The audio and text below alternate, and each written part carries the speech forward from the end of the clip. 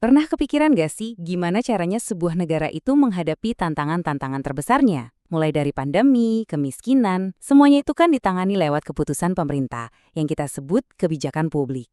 Intinya, inilah cara kita sebagai masyarakat mengubah masalah besar jadi sebuah rencana aksi yang jelas. Nah, pertanyaan ini adalah jantung dari pembahasan kita. Karena prosesnya itu nggak acak loh. Ada logika, ada kerangka berpikir di baliknya. Dan kalau kita paham kerangka ini, cara kita melihat berita dan tindakan pemerintah itu bakal berubah total. Oke, kita mulai dari definisi dasarnya dulu ya. Menurut seorang pemikir kebijakan, Thomas Ardai, kebijakan publik itu adalah apapun yang pemerintah pilih untuk dilakukan, atau, dan ini nih yang sering kita lupa, tidak dilakukan. Betul, keputusan untuk diam, menunda, atau mengabaikan sebuah masalah, itu sendiri adalah sebuah kebijakan. Cara paling gampang buat bayanginnya itu kayak analogi medis. Sebelum pemerintah bisa mengobati suatu masalah di masyarakat, mereka harus mendiagnosanya dulu kan? Jadi, mendiagnosis masalah itu langkah pertamanya. Baru setelah itu memilih rencana pengobatan atau model kebijakannya. Jadi gimana caranya sebuah masalah umum di masyarakat itu bisa secara resmi didiagnosis dan berubah jadi isu kebijakan yang dianggap penting sama pemerintah? Ternyata, proses mendiagnosis masalah sosial ini jauh lebih rumit dan penuh perdebatan daripada yang kita kira. Titik awal dari semua kebijakan publik itu namanya penyusunan agenda atau agenda setting. Bayangin aja ini kayak sebuah panggung besar di mana berbagai masalah, kesehatan, ekonomi, lingkungan, semuanya rebutan pengen jadi sorotan utama. Tapi ya, hanya sedikit yang akhirnya berhasil masuk ke daftar prioritas pemerintah. Nah, ini poin yang krusial banget. Masalah publik itu nggak muncul gitu aja.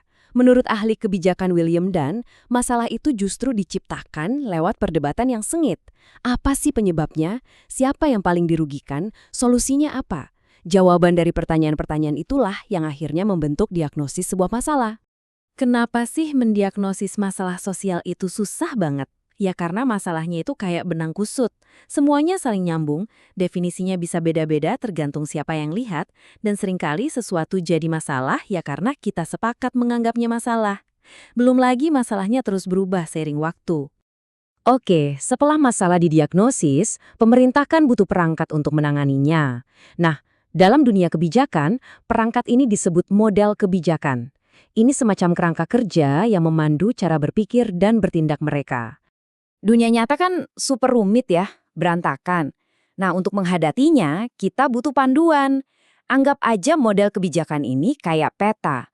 Mereka menyederhanakan dunia yang kompleks, bantu para pengambil keputusan biar nggak tersesat, dan bisa memilih rute terbaik. Dan petanya ini ada banyak banget jenisnya.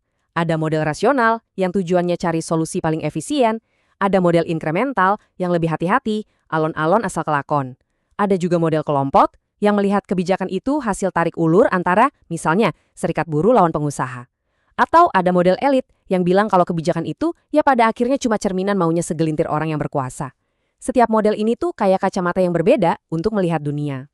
Nah, biar kita lebih paham cara kerjanya, yuk kita fokus ke dua model yang paling dasar dan sering banget dibanding-bandingin. Model rasional lawan model inkremental. Coba bayangin gini deh, model rasional itu kayak dokter bedah yang lagi merencanakan operasi besar yang super kompleks. Tujuannya kesempurnaan. Semua data dianalisis untuk dapat hasil terbaik dalam satu kali tindakan. Di sisi lain, model inkremental itu lebih kayak fisioterapi. Dia melakukan penyesuaian kecil-kecil, bertahap, lihat dulu apa yang berhasil, terus dibangun dari situ. Model rasional ini kedengarannya kan ideal banget ya. Rencana yang matang berdasarkan data, sempurna. Tapi, apa yang terjadi ketika rencana sempurna ini berhadapan langsung sama kacaunya krisis di dunia nyata? Kita akan lihat langsung respons terhadap pandemi COVID-19.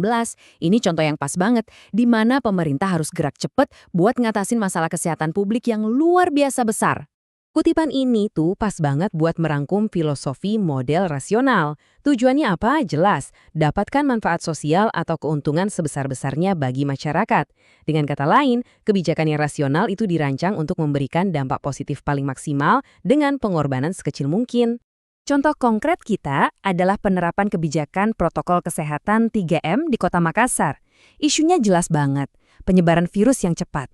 Nah, solusi yang dipilih, yaitu 3M, dianggap sebagai pendekatan yang paling rasional dan efisien untuk menekan penyebaran itu. Kalau kita lihat dari kacamata model rasional, kebijakan 3M ini kayaknya, wah, centang semua kotaknya. Tujuannya jelas. Alternatif lain sudah dipertimbangkan. Konsekuensinya juga sudah diprediksi. Dan manfaatnya dianggap jauh melampaui biayanya. Secara teori, ini rencana yang sempurna. Tapi tentu saja dunia nyata punya ceritanya sendiri. Hasil evaluasi di lapangan nunjukin gambaran yang beda jauh. Awalnya, respons masyarakat memang positif banget. Tapi lama-kelamaan kepatuhannya merosot tajam. Tempat cuci tangan dianggurin, jaga jarak dilupain, dan pakai masker jadi suka-suka. Nah, ini dia pelajaran utamanya. Rencana yang paling logis di atas kertas sekalipun bisa hancur berantakan pas nabrak tembok realitas yang namanya perilaku manusia.